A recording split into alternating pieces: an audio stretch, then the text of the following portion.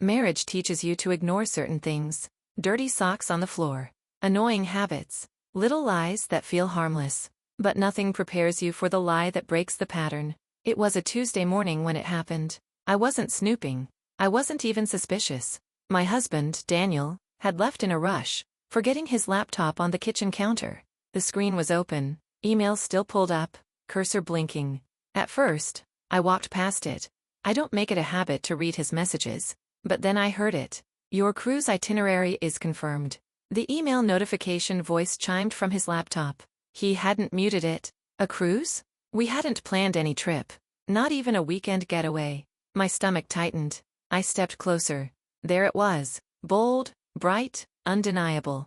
Your 7-day Caribbean cruise for 2. Final confirmation passengers listed, Daniel Richards plus guest, M.M. A single letter that punched a hole in my chest. I clicked the itinerary. My hands shook. Romantic room package. Couples massage. Private balcony. Champagne on arrival. It didn't take a detective to realize this wasn't a work trip. And M? I knew exactly who that was. Melissa. His colleague. His friend. The woman he always said was just easy to talk to. I closed the laptop. Something inside me broke and went silent at the same time. Not rage. Not revenge. Just a cold, numb clarity. Over the next days, I watched him. Daniel wasn't clever in his lies, just confident that I'd never question him. He'd hum while shaving, smile at his phone, leave early, come home late. Every time his phone buzzed, he turned it face down. He didn't know I already knew. But I didn't confront him. Not yet. I wasn't ready for answers. Honestly, I was afraid of them. Instead, I booked a room at the same cruise line's portside hotel. Not to catch him, not to confront her, but because I needed the truth with my own eyes. People say if you look, you'll find what you fear. They don't tell you how terrifying it is to stand in front of the truth you didn't ask for. I checked into the hotel the night before departure, a room overlooking the harbor. Cruise ship docked below, bright lights slicing the dark, buzzing with vacation excitement. I lay there, unable to sleep. 100 what-ifs looping in my head. What if I misunderstood? What if it wasn't what it looked like? What if I was ruining everything for no reason? But then I remembered. The couple's massage, the champagne, the room for 2. Numb. This was real. At 6 a.m., I dressed in the plainest outfit I owned. Hair tied back. No makeup. Not to disguise myself, but because I had no energy left to perform being okay. I walked to the port entrance and waited. At 7:42 a.m., Daniel's sedan pulled up. My heart thudded so hard I thought people could hear it. The passenger door opened, and Melissa stepped out, hair perfect, suitcase rolling behind her, laughing about something. Then Daniel came around to help her. He looked happy. Happy in a way I hadn't seen in months. They didn't kiss. They didn't touch. But their ease, their comfort, their closeness, it said enough. I expected to crumble into 1,000 pieces. Instead, something calmer washed over me.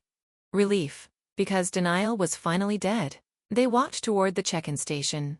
And then, the first shock hit. A man I'd never seen before approached them. Tall, uniformed, cruise line security badge flashing in the sunlight. He spoke to them quietly at first. I couldn't hear what he said, but I could see the shift.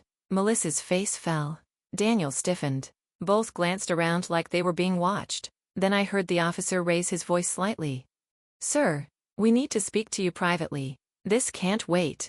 Daniel tried to argue, but the officer insisted, firm, unshakable. Melissa stepped back, whispering something frantically. Daniel followed the officer toward the security office. My breath hitched. What was happening? Had they been caught? Reported?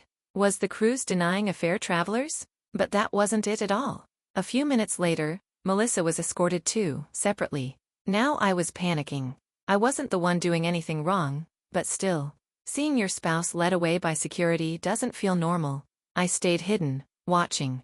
10 minutes. 20. Then the officer returned alone. And approached me. My pulse spiked. He stopped a respectful distance away. "Are you Mrs. Richards?" All the blood drained from my face. I nodded slowly. He looked almost relieved. "It's very important you come with me. You're not in trouble. But you need to hear something." I followed him, legs trembling. He led me to a small private office at the port. Inside sat another staff member, and a woman I immediately recognized. A travel coordinator. Her name was on the confirmation email. She smiled gently, like she knew I was about to fall apart. Mrs. Richards, we're so sorry, but there has been a very serious issue with your husband's booking. My brain raced. What issue? He wasn't allowed to bring a mistress? He wasn't the primary passenger? Had he used my credit card? None of those were even close. The coordinator slid a paper across the table. My heart dropped. It was Daniel's booking form. And next to the passenger information for his guest, M, was her full name. Melissa Richards. My name. My full legal name. My jaw dropped. He booked the romantic package for you, Mrs. Richards, the coordinator said softly. He listed you as the traveling spouse. The other woman. She had no legal ticket. She wasn't permitted to board. I couldn't breathe. Daniel hadn't booked the cruise for her. He booked it for me. Irrefutably. Officially. In writing. My knees almost gave out. Then came the next blow.